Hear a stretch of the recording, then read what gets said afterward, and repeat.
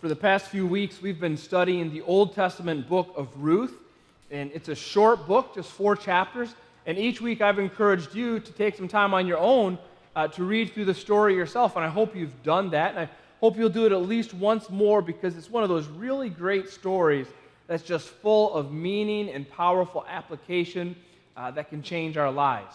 But I want to give you another option this week for reading through the story. A week ago, I got an email from Larry Fleeman, who's one of the members here at the gathering, one of our key volunteers, and he had an attachment with the email, and he just said, "Hey, David, I wrote this a couple years ago when we were studying Ruth, and it's just my kind of retelling of the story. I thought you might enjoy it." And so I read Larry's retelling of the story of Ruth, and I immediately emailed him back and said, "Larry, this is amazing. This is so good. I have to share this with people. Is it okay if we print copies of this and put it out for people to read themselves?" And he said, "Sure." So I want to tell you about this. Out at the Welcome Center, there's this little booklet. It's called Ruth, A Timeless Story Retold. And what Larry did is he took the story of Ruth and put it into modern day times. And it is fantastic. I wish he'd expand it and make it into a book because it's that kind of writing. He just did an amazing job. So if you like to read, you like a good story, and you'd like to see the story of Ruth kind of updated version, you can grab one of these at the Welcome Center. If we run out, just leave your name there and we can email it to you. Or if you want the digital copy, let me know on your connection card and I'll just email you a PDF and you can read it that way. But that's just a really cool way to see the story of Ruth through a different set of eyes. Let me recap where we've been in Ruth to this point. We spent the first week talking about Naomi, the second week talking about Ruth, and today we're going to meet the third main character in the book, a guy named Boaz, but we'll get back to him in a minute. Remember, the story opens with this family. The father's name is Elimelech, the mother's name is Naomi, and they live in Bethlehem, but there's a famine. And so they leave Bethlehem and go to the country of Moab, which is a place they shouldn't have gone because God expressly said to his people, "I don't want you to live in the surrounding countries because they'll turn you away from me." Elimelech, though, decided to do things his way instead of God's way. And as often happens when we do things our way instead of his way, things did not go well. Eventually, Elimelech dies. His sons both marry women from Moab, and then his sons both die. And so Naomi is left with just 2 daughters-in-law and nothing else. So she decides it's time for her to head back home. So she decides, "I'm going back to Bethlehem," and tells her daughter-in-laws, "Look, you stay here. You stay in Moab. Your families are here. Your life is here. You don't need to come with me." One of her daughter-in-laws says, "Okay, I'm going to stay here." And the other, whose name is Ruth, says, "No, I'm going to go with you." So Naomi and Ruth return to Bethlehem. They get settled in there, and Ruth says, "Naomi, we need to eat. We need food. I'm going to go out and see what I can find." And we looked at this verse last week, but we'll start here again this week. Ruth chapter 2, verse 2. "And Ruth the Moabite said to Naomi, 'Let me go to the field and glean among the ears of grain after him in whose sight I shall find favor.' And she, Naomi, said to her, 'Go, my daughter.' So she set out and went and gleaned in the field after the reapers." So remember, we talked about this last week. To glean means Ruth basically walked behind the people working the field, and if they dropped anything, she was allowed by law to pick that up and keep it. It was a law that God used to take care of the people who didn't have enough, and Ruth decided this was what she would do to find food for her and Naomi. But then the author of Ruth says this, "And she happened to come to the part of the field belonging to Boaz." I think this is interesting that the author phrases it this way. And she just so happened, as if it's a coincidence, right? Lucky Ruth. But actually, I think they're writing this kind of with a little wink, wink, right? It just so happened, wink, wink, that this was Boaz's field. Because we know that Boaz is coming, right? He's Prince Charming. He's going to come into the story in just a minute. And what's really happening here is the author is reminding us that even though Ruth doesn't know what she's doing, God does. Even though Ruth doesn't know what's going on, God does. God's plan doesn't get derailed by our mistakes. And so even though Ruth is saying, "I just got to find something here," God's saying, "I'm going to put you exactly where you need to be so you can experience exactly what I want you to experience so you can become the person I created you to be." So Ruth just happens to find Boaz's field. Let me go on to the next verse. "And behold, Boaz came from Bethlehem. Now, whenever I see Bethlehem in the Bible, I think of one thing. What do you think of? You think of Jesus, right? You think of Christmas. Jesus was born in Bethlehem. He's from the city of David, and a lot of people were born in Bethlehem. A lot of people came from Bethlehem. I always think of Jesus, and so when I see Bethlehem mentioned in the Old Testament, my ears perk up a little bit, and I say, this might be important, so let's keep an eye on this Boaz guy. He might be meaningful. And he said to the reapers, the Lord be with you, and they answered, the Lord bless you. Now here in verse 4, it's just a short little verse, but I think in this verse we can learn an awful lot about Boaz. In this verse, what we see about Boaz is that he is a godly man and a good manager. He's a godly man because his focus first and foremost is on the Lord. The first thing he says when he arrives at work is, the Lord be with you. He's focused on God. He wants everybody around him to be focused on God. And what's cool is that his workers respond to him by saying what? And the Lord bless you. Apparently, his workers liked him. He was a good manager. You know, sometimes if you have a really bad manager, you may not respond to them very well. If you have a boss that you don't like, that doesn't treat you well, it's kind of hard to see them first thing in the morning and say, God bless you, unless maybe it's like a, oh, bless your heart kind of thing. But typically, this is the kind of response that's reserved for managers that we like. And so we say, you know what? It appears that Boaz was the kind of boss that people like to be around. And what I see here is you have a guy in Boaz whose vertical relationship with God was impacting his horizontal relationship with others. And the truth is, for all of us who claim to be the children of God, if our relationship with others is not impacted by our relationship with God, then we're doing something wrong. Jesus said, love God with all your heart, soul, mind, and strength, and love your neighbor as yourself. You don't get to pick one or the other. If you love God, you will love your neighbor. If you're right with God, you will be right with those around you. And if you're not right with those around you, you can't be right with God. And so we look at Boaz and say, Boaz, he's got it right. He's living right. He's a godly man. He's a good manager. And as we go through this story, we're going to discover that the actions of Boaz reveal the character of Boaz. We see what kind of a person he is by how he acts towards other people. And that's true for all of us. If you want to know what kind of person someone is, look at what they do. Look at how they actually act. Look at how they treat others. So I want us to focus this morning just on 3 actions of Boaz, 3 things that he does over the course of this story that reveal the kind of person that he is. And the first is that Boaz provides for Ruth. So Ruth is out in the field. She's gleaning. She's just picking up whatever scraps she can. And Boaz, he shows up. He says, hey, God be with you all. His workers say, the Lord bless you. He starts to look around. He says, who's this? We have someone new in the fields. And they say, that's Ruth. She's the daughter-in-law of Naomi. Boaz is like, I know Naomi. You know, she's from Bethlehem. I'm from Bethlehem. We're distant relatives. I know who she is. And so then at lunchtime, you know, the lunch whistle blows, or however they did it in the fields of Bethlehem way back then. And it's time for everybody to come and eat. And look what Boaz does. This is verse 14. And at mealtime, Boaz said to her, come here and eat some bread and dip your morsel in the wine.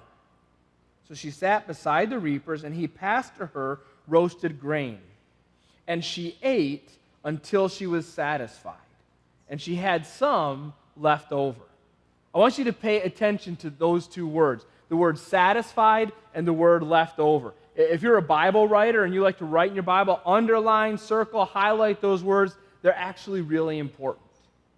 The idea here is that Ruth had enough to eat that she was able to eat her fill, and then there was some left over. There's more. She had more than enough. And one of the reasons this is important is because this demonstrates to us that Boaz is a generous guy. He's giving more than he needs to give. See, a generous person gives when they don't have to give, and they give more than they need to give. And that's Boaz here, right? He's giving more than he needs to give. He's giving more than he has to give. That's what Jesus does for us. He gives us more than we need. He gives when we don't have to give. And if we want to be generous, this should be the pattern of our lives, that we should be willing to give even when we don't have to, and we should be willing to give even more than we need to give.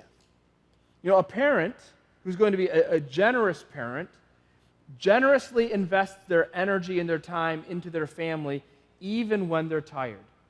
It's so easy to come home sometimes, right? It's been a long day, I'm exhausted, I just want to kind of plop down in the chair and lose myself in my phone or on my laptop or my tablet or whatever it might be. But that's not living a generous life.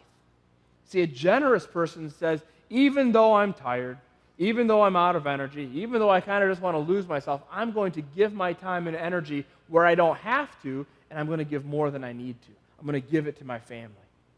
A generous person is willing to give up their time to serve people who can't do anything in return for them, to serve people who we might consider outcasts or on the margins of society. Remember, that was Ruth, right? Ruth was a foreigner. She was an immigrant who came to Israel. She's from Moab, the ultimate enemy of Israel. And people, when she first came to Bethlehem, probably viewed her with suspicion. But Boaz says, I'm going to generously give to this person. And if we want to be generous with our time, sometimes that means giving to people who can't give us anything in return. So maybe that means going and volunteering your time to serve at St. Vincent's. Or maybe it means joining the team at the Good Neighbor House or any other organization in our area that's doing really good things for the people in our community who need it the most. To be generous is to give up your time when you don't have to, and even more than you need to. And sometimes being generous does mean giving up your finances. Maybe it means investing somewhere for kingdom value. Might mean giving to a church. It might mean adopting a child through an organization like Compassion International. It might mean donating money to one of the local organizations or a global organization. It can mean a lot of different things. But to be generous means I am willing to give, even when I don't need to, more than I have to. That's who Boaz is. And we see his generosity, and because of his generosity, Ruth is provided for. So Ruth goes home that day and says to Naomi, hey, look, I got a lot of food. Things went really well. I met this guy Boaz. Naomi says, Boaz? I know Boaz. They talk about Boaz as girls do. I don't know how that conversation goes. But Ruth keeps going back to Boaz's field over and over again through the harvest season, and he keeps treating her well. He keeps taking care of her. And so they get near the end of the harvest season, and Naomi says, Ruth, it's time for us to have a talk. I think it's time for you and Boaz to figure this thing out, define the relationship kind of thing. And so she gives Ruth these really strange instructions. She says, Ruth, the harvest party's tonight, and so all the men will be out at the field, and they'll actually sleep at the field. So I want you to go out there tonight, and I want you to lay down at the feet of Boaz. Even though he's asleep, just lay down there and just see what happens. This is strange, right? This is kind of, almost feels a little bit creepy. So when I was a youth pastor, I had these kids in my youth group. There was a whole big family. Their parents' names were Brian and Cindy. And the kids used to love telling me the story about Brian and Cindy, that when they were dating, they were just driving around one day, and Brian just unexpectedly pulled over to the side of the road and turned and looked at Cindy and said, I think this will work. And Cindy was like, what? And he just kind of nodded and said, yeah, this is going to work. That was his marriage proposal. That was it. There was never getting down on a knee. There was never, will you marry me? There was never, yeah, you make me happy. It was, hey, this will work. And it did. They're still married today. They got a ton of kids. They got a ton of grandkids. They got an amazing family. But it's one of the strangest marriage proposals I've ever heard of. Well, what Ruth is doing right here is actually kind of a marriage proposal. She's actually going to Boaz and saying, Boaz, I want you to take care of me. And so in the middle of the night, I don't know if Boaz is rolling over and he kicks something. He's like, what is that? And he wakes up, and here's this woman laying there, and it's dark, and he's like, who are you? And she's like, it's me, Ruth, surprise. And she says, I want you to cover me with your protection, which is to say, I want you to take care of me. And Boaz makes a promise to her. This is the second thing that we see Boaz do. Boaz promises redemption. So let me show you the verse here. This is chapter 3, verse 11. Boaz says this, and now, my daughter, do not fear. I will do for you all that you ask. For all my fellow townsmen know that you are a worthy woman. And now it is true that I am a redeemer. Yet there is a redeemer nearer than I. remain tonight, and in the morning, if he will redeem you, good, let him do it. But if he is not willing to redeem you, then as the Lord lives, I will redeem you. Lie down until the morning. Now, do you know what the key word in these verses is? It happens about 5 times, right? The word redeem. Boaz says, I will redeem you. Well, maybe not. Maybe somebody else will, because he's got first right of refusal. But if he doesn't, I will. So Ruth, no matter what happens, I promise you're going to get redeemed. Well, what does this mean? I thought this was a marriage proposal. Now we're talking about redemption. What's going on here?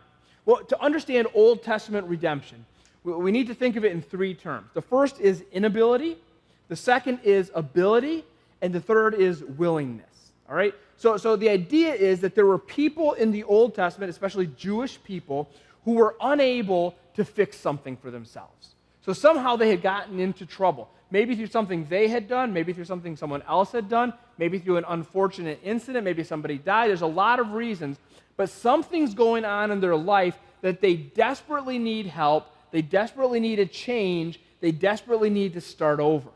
Okay?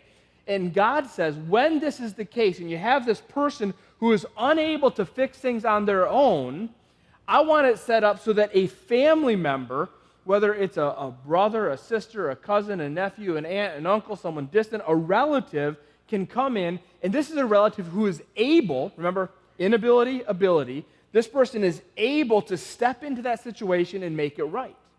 But here's the key. It's not just about inability and ability. The person has to be willing. Okay, so imagine I come to you, and I say, hey, I got to tell you this story. I need a little bit of help. My car got towed yesterday. Oh, man, I'm sorry. Yeah, I'd be happy to help you out. Good. So, yeah, it's in this lot downtown, and I've got to get it out. You're like, okay, well, why did it get towed? So, well, partly because I was parked in a no parking zone, but also because I have like 100 parking tickets that I've never paid. They're like, wow, okay, so what's it going to cost you to get it out? And I say, well, I think it's going to be about $10,000. And I am completely unable to do that. So I fit the category of inability, right? I can't get my car. I don't have the money. I don't have the ability. I can't do it. And I'm coming to you, and it just so happens that last weekend your Aunt Myrtle sent you a card for no apparent reason, but in the card was a check for $10,000. So I am unable, but you have the ability.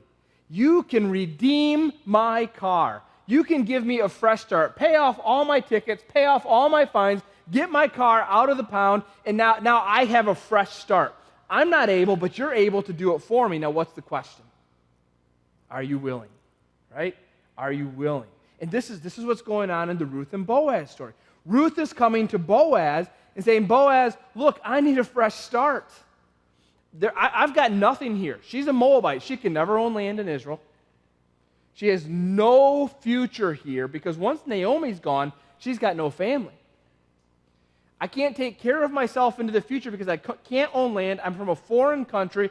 I am completely unable. And Boaz, I'm coming to you because you are able and you are a relative. And Moses said that you are someone who's allowed to redeem me. That's why Boaz says to Ruth, I am a redeemer because I am a distant relative of Naomi. And then he says, however, there's another person who's closer. So the closer relative actually has the first opportunity to redeem Ruth. So he says, I'm going to have to go and talk to her. Now, I want you to see this because this is really, really important. Boaz is not obligated to redeem Ruth. He's not next in line. He is perfectly within his rights to say, you know what, Ruth? Yeah, I see you need this, and yes, I can provide it, but I just don't want to. And he would be fine. He wouldn't be doing anything wrong because he's not obligated. And yet, in spite of the fact that he's not obligated, he promises to Ruth, I'm going to make sure you get redeemed. Now, I've got to go and ask this other guy first, but if he won't do it, I'm going to take care of this. You're going to be redeemed. And then he says to her, so right now, Ruth, lie down until the morning. And what he's really saying here is rest in my promise. Ruth, I want you to trust me.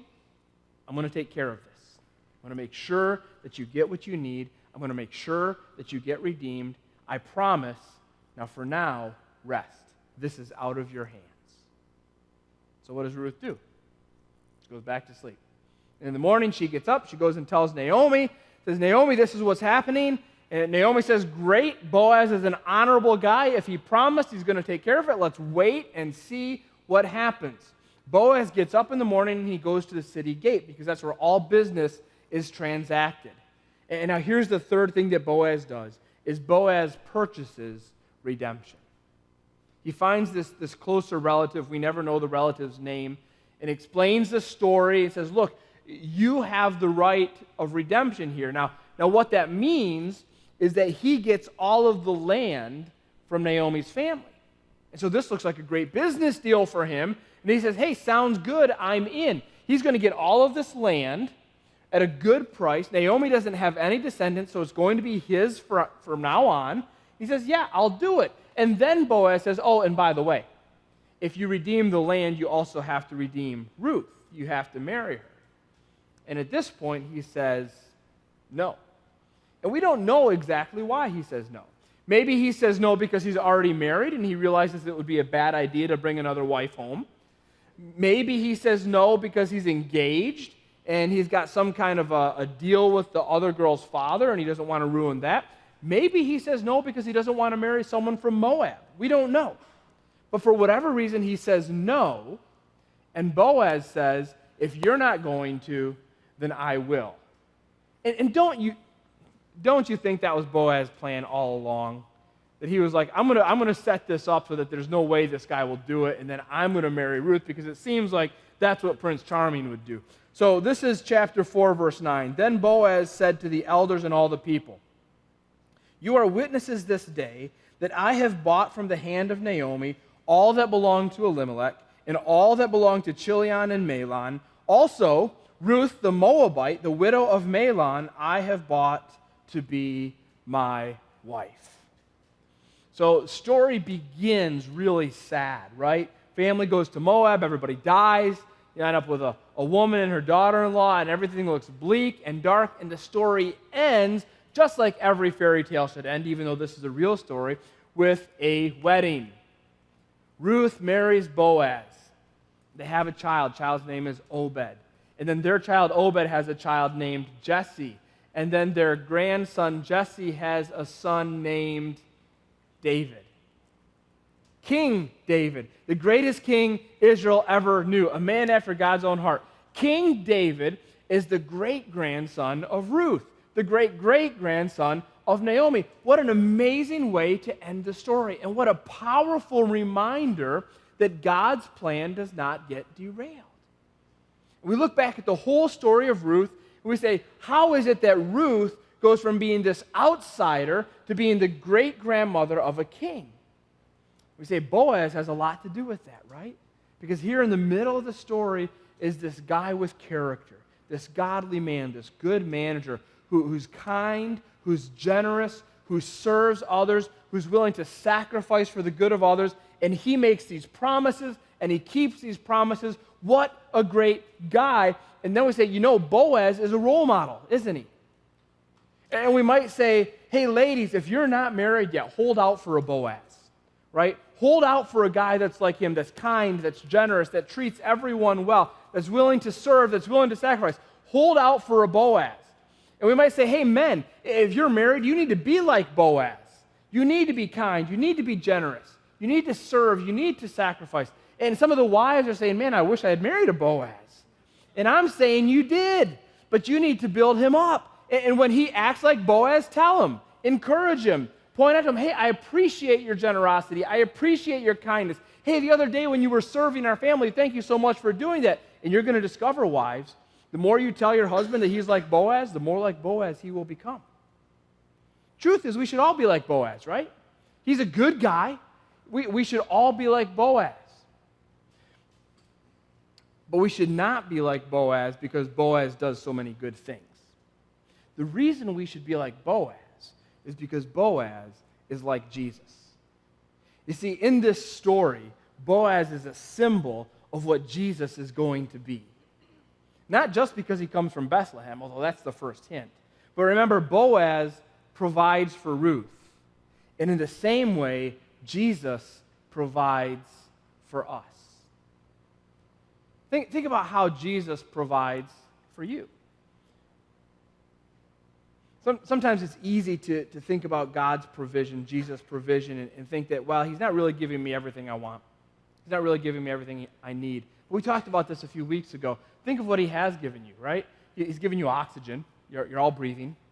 He's given you an ability to get here this morning, and I don't know how you got here.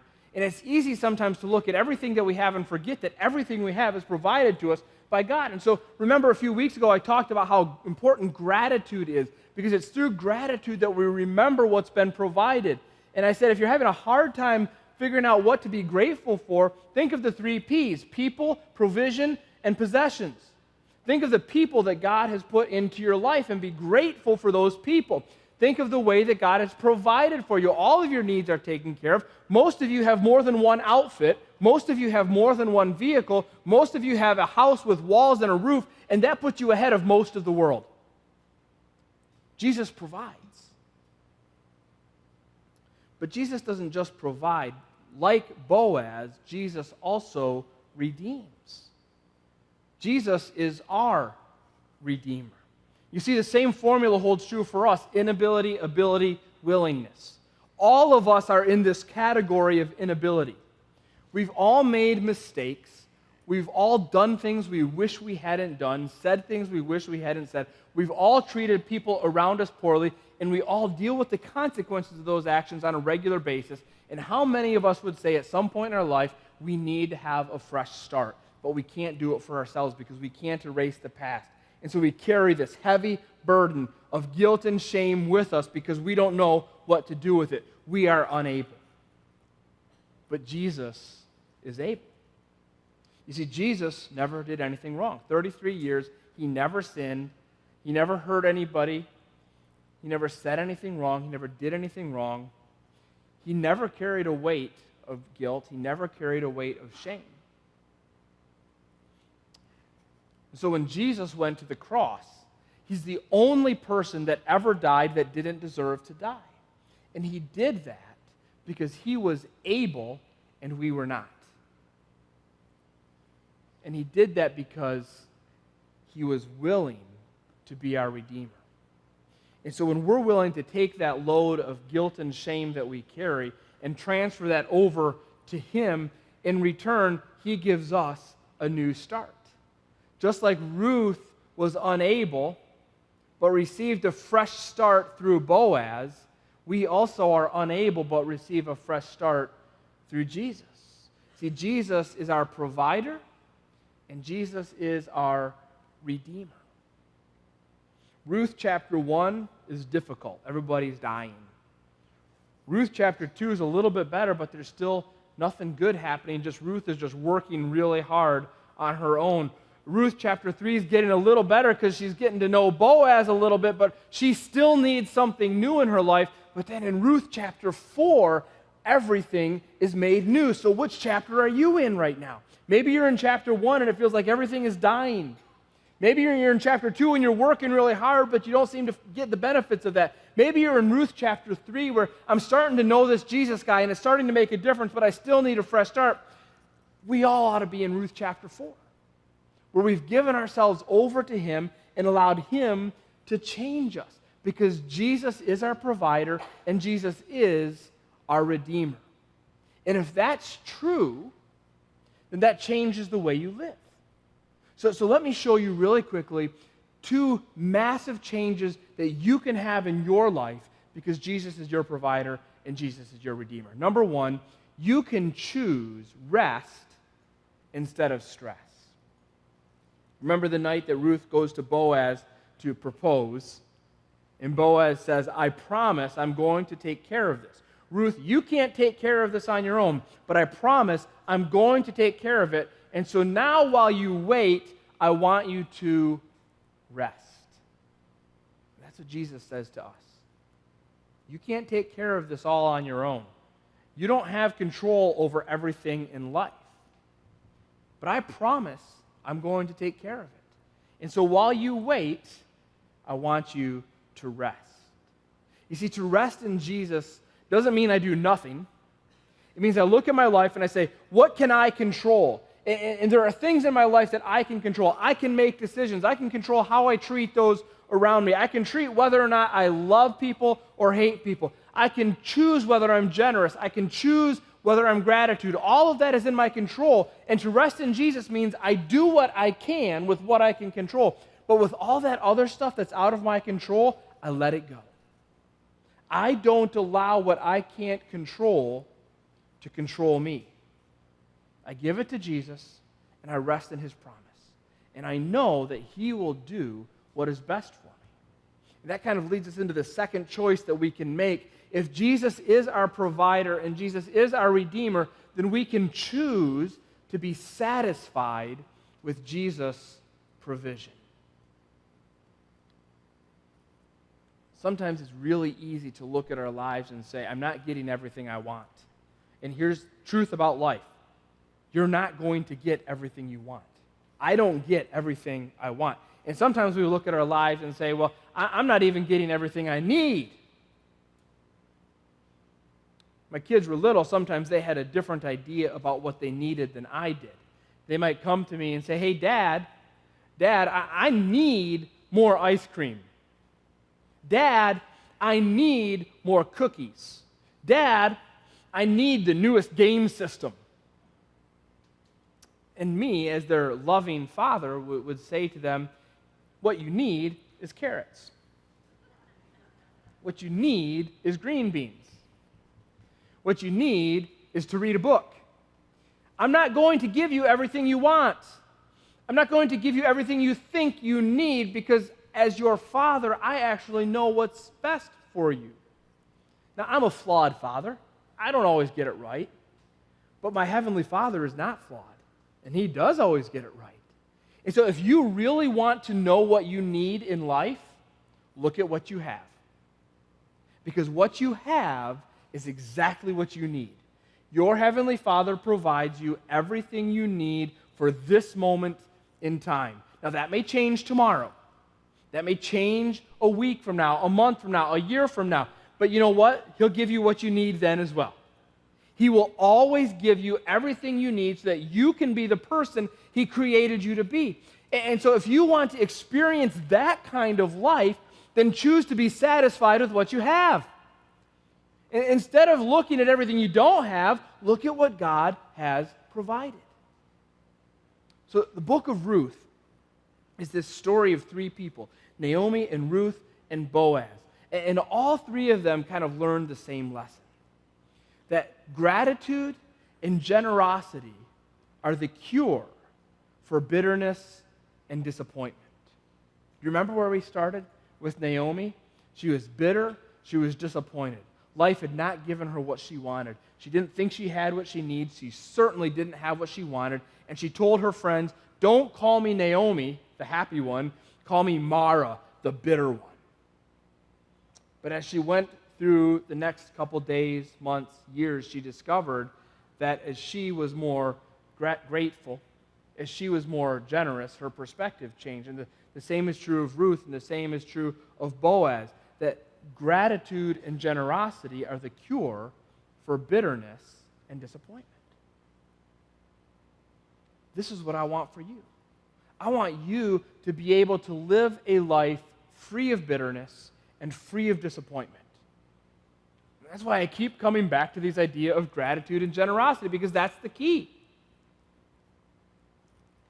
Choose today to stop focusing on what you don't have. Choose today to stop focusing on what you used to have.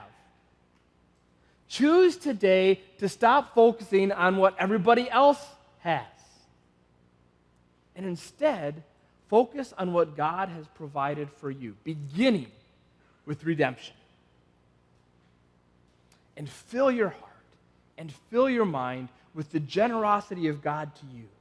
And then let your gratitude for that spill out as generosity towards everyone around you. And you will discover life beyond bitterness, life beyond disappointment. In fact, you will discover a life full of joy, full of peace, full of hope, full of excitement, with an amazing future. Choose today to focus on what Jesus has provided and what Jesus has promised for the future. Let's pray. Father, you've given us so much. No one in the history of creation has lived in a world like this. And we know that most people in the world will never experience what we get to experience on a daily basis. Help us to be full of gratitude for everything you've provided to us.